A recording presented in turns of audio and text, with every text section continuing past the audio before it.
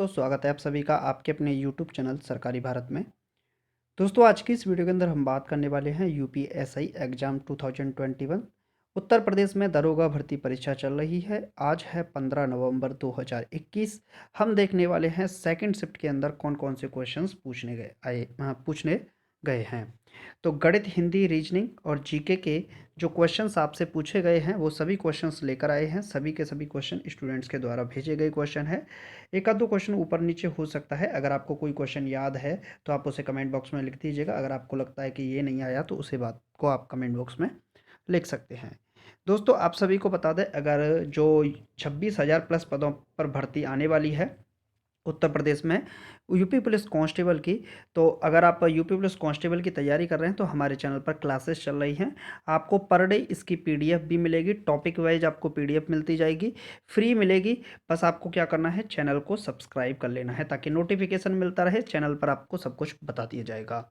तो दोस्तों, आज देखते हैं हम 15 नवंबर 2021 सेकंड शिफ्ट का पेपर कैसा रहा। पेपर के लेवल की बात करें तो पेपर का लेवल मॉडरेट लेवल का रहा है।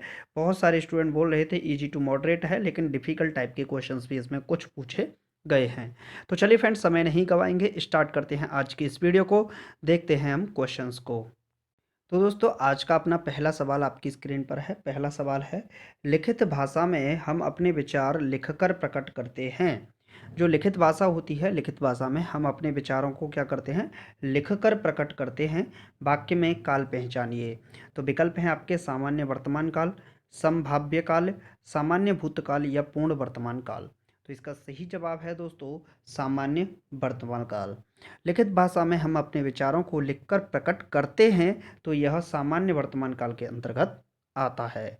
चलिए फ्रेंड्स, नेक्स्ट क्वेश्चन देख लेते हैं। नेक्स्ट क्वेश्चन है दोस्तों, द, अ, क, स, अ।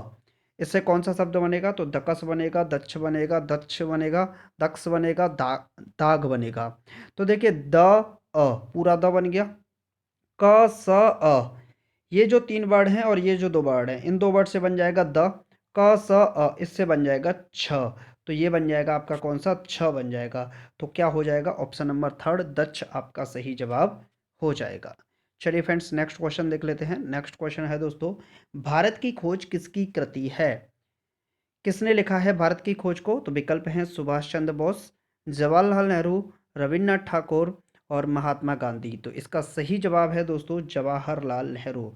पंडित जवाहरलाल नेहरू के द्वारा डिस्कवरी ऑफ इंडिया, भारत की खोज कृति को लिखा गया है। नेक्स्ट क्वेश्चन देख लेते हैं दोस्तों। नेक्स्ट क्वेश्चन है, अग्नि परीक्षा किस रचनाकार की कृति है? तो विकल्प हैं कौटिल्य, प्रेमचंद, आचार्य तुलसीदास, चतुर्सेन। तो अग्नि परीक्षा किस रचनाकार की कृति है? तो इसके सही जवाब है दोस्तों आचार्य तुलसीदास। अग्नि परीक्षा किसके द्वारा लिखी गई है? आचार्य तुलसीदास के द्वारा लिखी गई है। नेक्स्ट क्वेश्चन देख लेते हैं दोस्तों, दिए विकल्पों में से कौन सा विकल्प सब्ज बाग दिखाना मुहावरे का अर्थ दर्शाता है? तो विकल्प हैं सब्जियों के बाग दिखाना, हिम्मत बधाना, झूठे वायदे करना, हरे भरे उद्यानों की सैर करना। तो दोस्तों, इसका सही जवाब है झूठे वायदे करना। सब्ज बाग दिखाना, इस मुहावरे का अर्थ होता है झूठे वायदे करना। चलिए फ्रेंड्स, नेक्स्ट क्वेश्चन देख लेते हैं। नेक्स्ट क्वेश्चन है, दिए विकल्पों में से सही का चयन कर रिक्त स्थानों की पूर्ति करें। प्रश्न क्या है, यह रास्ता dot dot dot dot dot dot dot है, सावधानी पूर्वक चलें। तो विकल्प हैं ओरिण, अवाई, दुर्गम या अनुमोदन। तो इसमें सही जवाब होगा दुर्गम। यह रास्ता दुर्गम है या यह रास्ता दुर्गम है, सावधानी पूर्वक चलें। तो ऑप्शन नंबर सेकंड दुर्गम सही जवाब होगा। चलिए फ्रेंड्स, नेक्स्ट क्वेश्चन देख लेते हैं। नेक्स्ट क्वेश्चन है दोस्तों, इनमें से कौन सा विकल्प शब्दालंकार का भेद नहीं है? तो विकल्प हैं आपके यमक अलंकार, रूपक अलंकार, श्लेष अलंकार और अनुप्रास अलंकार। तो इनमें से शब्दालंकार का भेद कौन सा नहीं है? तो इसका सही जवाब है रूपक अलंकार। यमक अलंकार, श्लेष अलंकार और अनुप्रास अलंकार, ये तीनों के तीनों शब्द अलंकार के भेद होते हैं, जबकि रूपक अलंकार शब्द अलंकार का भेद नहीं होता है। चलिए फ्रेंड्स, नेक्स्ट क्वेश्चन देख लेते हैं दोस्तों। नेक्स्ट क्वेश्चन है अपना, जिस शब्द में त्रुटि नहीं है उसका चयन करें। छत्री छाया, छत्रो छाया, छत्र छाया, छतर छाया। तो इसका सही जवाब होगा ऑप्शन नंबर सेकंड, यानी कि छत्र छाया। क्या लिखेंगे? छत्र जो आधा च आएगा वो छा में आएगा, छत्र छाया। तो ऑप्शन नंबर सेकंड सही जवाब होगा। चलिए फ्रेंड्स नेक्स्ट क्वेश्चन देख लेते हैं। नेक्स्ट क्वेश्चन है, दिए विकल्पों में से अपेक्षा का अर्थ कौन सा है? तो अपेक्षा का अर्थ पूछा है, विकल्प है आपके उपेक्षा, अंधकार, स्निग्ध या अभिलाषा। तो अपेक्षा का जो अर्थ होता है वो होता है आपका अभिलाषा। क्या होता है दोस्तों?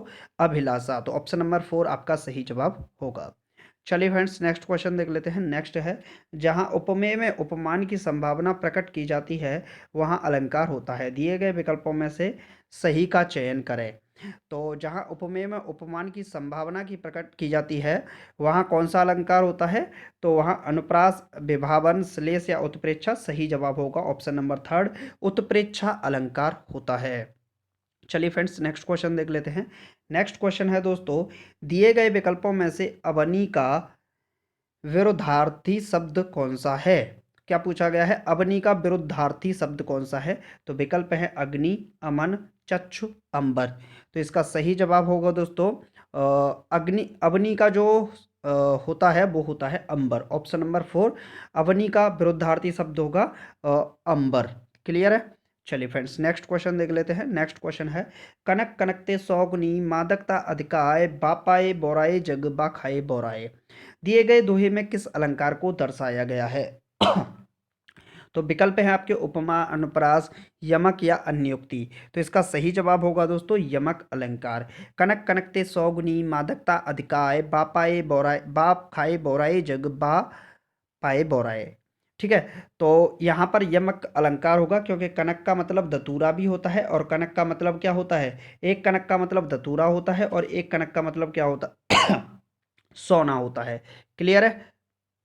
चलिए फ्रेंड्स नेक्स्ट क्वेश्चन देख लेते हैं। नेक्स्ट क्वेश्चन है, भारत की सबसे चौड़ी नदी ब्रह्मपुत्र तथा सबसे लंबी नदी गंगा है। वाक्य में प्रयुक्त शब्द सबसे क्या है? क्रिया विशेषण, विशेष प्रविशेषण और या विशेषण।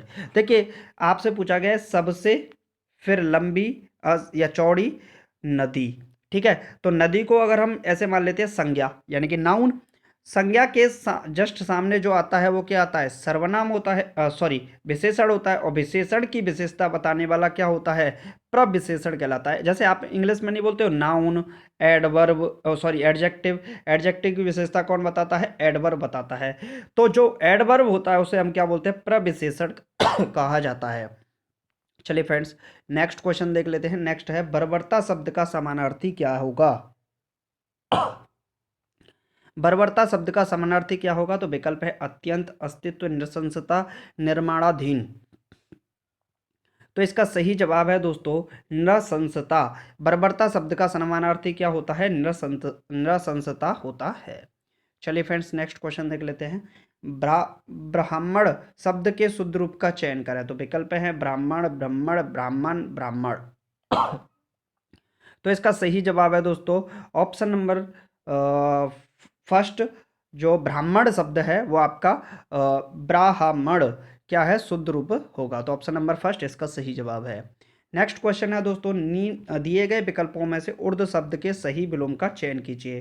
क्षणिक, अंत, अंधः, पुष्ट। तो इसका सही जवाब होगा दोस्तों अंधः। उर्द शब्द का विलोम शब्द क्या होगा? तो उर्द का विलोम शब्द होगा आपका अंधः। चलिए फ्रेंड्स नेक्स्ट क्वेश्चन देख लेते हैं। नेक्स्ट क्वेश्चन है, भारतीय कानून के अनुसार अगर पुरुष की आयु से कम हो तो बाल विवाह माना जाएगा। तो विकल्प है 21 वर्ष, 18 वर्ष, 24 वर्ष या 16 वर्ष। भारतीय कानून के अनुसार अगर पुरुष की आयु 21 वर्ष से कम है तो वह बाल विवाह के अंतर्गत माना जाएगा। चलिए फ्रेंड्स नेक्स्ट क्वेश्चन देख लेते हैं। नेक्स्ट क्वेश्चन है, भारत के कितने राज्यों में विधान परिषद है? देखिए एक होती है विधानसभा, ठीक, और एक होती है विधान परिषद। तो भारत के कुल 7 राज्यों में विधान परिषद है। नेक्स्ट क्वेश्चन है दोस्तों, कौन सा खनिज मांसपेशियों तंत्र को सक्रिय और नियंत्रित करता है? देखिए कौन सा खनिज हो जाए जो हमारी मांसपेशी तंत्र का तंत्र, इकोसिस्टम, जो हमारा सिस्टम है उसको सक्रिय और नियंत्रित करता है। तो इसका विकल्प है लोहा, फास्फोरस, मैग्नीशियम और जिंक। तो इसका सही जवाब होगा दोस्तों ऑप्शन नंबर सेकंड मैग्नीशियम होगा। चलिए फ्रेंड्स नेक्स्ट क्वेश्चन देख लेते हैं। नेक्स्ट क्वेश्चन है, नीतिगत उपायों के व्यापार मिश्रण में क्या शामिल होता है? तो विकल्प है संस्थागत बंधक, शहरीकरण, प्रति व्यक्ति आय, राजकीय प्रोत्साहन। तो चलिए इस क्वेश्चन को हम आपके लिए छोड़ते हैं, कमेंट बॉक्स में इसका आंसर लिखिएगा। देखते हैं आपकी तैयारी कैसी चल रही है। चलिए फ्रेंड्स, नेक्स्ट क्वेश्चन है 21वें भारतीय विधि आयोग के अध्यक्ष कौन है? तो S Shiv Kumar, Chetan Ghate, justice Balvir Singh Chauhan, Michael Patra. तो इसका सही जवाब है option number third, justice Balvir Singh Chauhan. Next question देख लेते हैं दोस्तों। नेक्स्ट क्वेश्चन है संविधान, भारतीय संविधान का कौन सा अनुच्छेद यह कहता है कि राज्य देश के पर्यावरण के संरक्षण एवं संवर्धन का और वन तथा वन्य जीवों की रक्षा करने का प्रयास करेगा? तो विकल्प है अनुच्छेद 48 से अनुच्छेद 24, अनुच्छेद 12, अनुच्छेद 36। तो इसका विकल्प संख्या 1 ऑप्शन नंबर फर्स्ट आपका सही है। आर्टिकल 48 ए में कहा गया है भारतीय संविधान, इसमें क्या बोला है? राज्य देश के पर्यावरण संरक्षण एवं संवर्धन का और वन तथा अन्य वन्य जीवों की रक्षा करने का प्रयास करेगा। तो मतलब राज्य भी प्रयास करेगा, देश भी प्रयास करेगा, किसमें? संरक्षण करने के लिए, वन और वन्य जीवों की रक्षा करने का प्रयास करेगा। तो आर्टिकल 48 ए में इस बात को कहा गया है। नेक्स्ट क्वेश्चन देख लेते हैं दोस्तों। नेक्स्ट क्वेश्चन है बेरोजगारों के एक प्रकार को क्या कहते हैं जिसमें कई लोगों के कार्यरत होने पर भी उत्पादकता कम होती है? तो इसके विकल्प है संरचनात्मक बेरोजगारी, प्रतिरोधात्मक बेरोजगार, अल्प बेरोजगार या प्रच्छन्न बेरोजगारी। तो इसका सही जवाब है संरचनात्मक बेरोजगारी। बेरोजगारी का एक प्रकार को क्या कहते हैं जिसमें कई लोगों के कार्यरत होने पर भी उत्पादकता कम होती है? तो इसका सही जवाब है दोस्तों संरचनात्मक बेरोजगारी। नेक्स्ट क्वेश्चन है दोस्तों, गैर बैंकिंग वित्तीय कंपनियों द्वारा प्रदान की जाने वाली किस प्रकार की एटीएम सेवाओं में 100% प्रत्यक्ष विदेशी निवेश की अनुमति दी जाती है?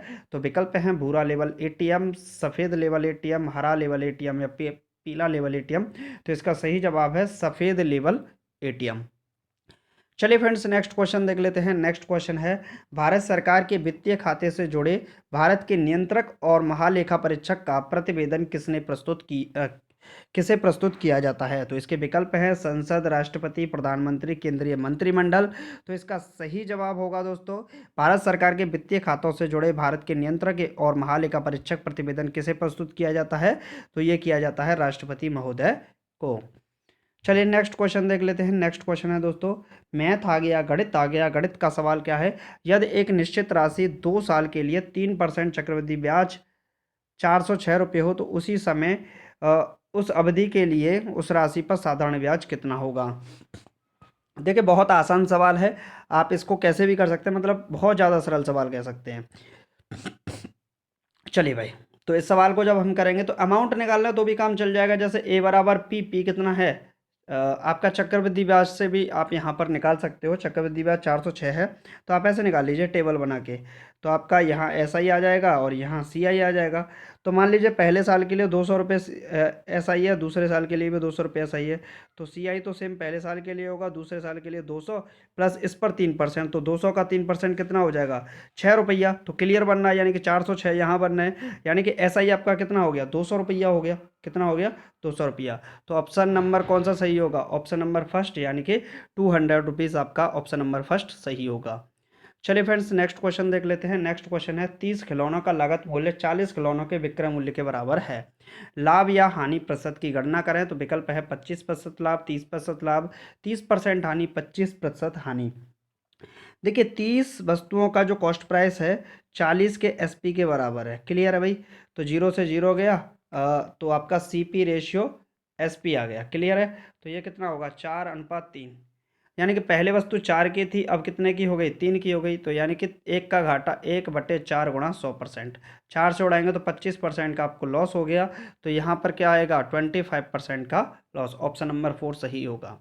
नेक्स्ट क्वेश्चन है दोस्तों, दो संख्याएं 2 और 7 के अनुपात में है, यदि उनका समापवर्तक 42 है तो दो संख्याओं का गुणनफल क्या होगा? दो संख्या है, दोनों का समापवर्तक, यानी कि दोनों संख्या को मान लेते हैं 2x और 7x। तो दो संख्याओं का गुणनफल एलसीएम और एचसीएफ के गुणनफल के बराबर होता है। ठीक है? तो यहाँ पर अगर हम देखें तो दोनों संख्याओं का लासा कितना आएगा? तो 2 गुणा 7 गुणा x आएगा। क्लियर है? तो यानी कि 14x यानी 42। तो 7 दूनी 14, 14 तिया 42, x की वैल्यू कितनी आ गई? 3 आ गई। दोनों संख्याओं का गुणनफल, अब x 3 आया है तो 3 दूनी 6, 7 तिया 21। अब दोनों का गुणनफल कितना होगा? 6, 6 दूनी 12, 126 होगा, जो कि विकल्प संख्या कौन सी होगी? Option number second, 126 is the right answer. चलिए फ्रेंड्स नेक्स्ट क्वेश्चन देख लेते हैं। नेक्स्ट क्वेश्चन है, यदि एक संख्या के 60% को 120 में जोड़ा जाता है, एक संख्या है उसका 60%, 60/100, ठीक है भाई, उसमें 120 जोड़ा जाता है तो वही परिणामी संख्या प्राप्त हो जाती है। तो 0 से 0 हो गया, 2 से गया 3, 2 से गया 5, तो 3x/5 माइनस एक्स बराबर -120, नीचे 1 मानेंगे तो 5 एलसीएम आ जाएगा, ये माइनस का 2x बचेगा बराबर का -120, माइनस से माइनस प्लस, 2 से जाएगा 60 बार और 60 से 5 का गुणा हो जाएगा। क्लियर है? तो 60 गुणे 5 कितना हो जाएगा, 5 छक्के 30 यानी कि 300, 300 वह संख्या होगी। तो ऑप्शन नंबर कौन सा सही होगा? ऑप्शन नंबर थर्ड आपका सही हो जाएगा। वह संख्या क्या है? 300 है। चलिए फ्रेंड्स नेक्स्ट क्वेश्चन देख लेते हैं। नेक्स्ट क्वेश्चन है, 132 468 में 3 अंकित मान तथा स्थान मान के योग का पता लगाएं। देखिए 3 का अंकित मान क्या होगा? 3 होगा, और 3 का स्थानीय मान क्या होगा? 3 का स्थानीय मान होगा 3, 3 के बाद कितने? 4 जीरो, 1 2 3 4, तो कितना हो जाएगा? 3 000 और फिर 3 हो जाएगा। क्लियर है? तो ये 30,003 आपका सही जवाब हो जाएगा। तो विकल्प संख्या ऑप्शन नंबर सेकंड आपका सही होगा, 30,030 आपका सही जवाब हो जाएगा। चलिए फ्रेंड्स नेक्स्ट क्वेश्चन देख लेते हैं। नेक्स्ट है, नैना और कल्पना एक साथ एक काम को 10 दिन में कर सकते हैं, जबकि अकेले नैना इसे 12 दिन में कर सकती है। तो बात करें नैना और कल्पना, ए और बी मान लेते हैं, दोनों 10 दिन में करते हैं। अकेले नैना यानी कि ए कितने दिन में? 12 दिन में। 12 से ये हो जाएगा आपका एल्शियम 60, तो 10 छक्के 60, 12 पंजे 60। क्लियर है? तो कितने दिनों में कल्पना इसे अकेले कर सकती है? तो कल्पना की बात करें तो यहाँ पर कुल काम कितना है? 5 और 6 11, ठीक है 6। तो यहाँ पर अगर देखें नैना कितना करती है?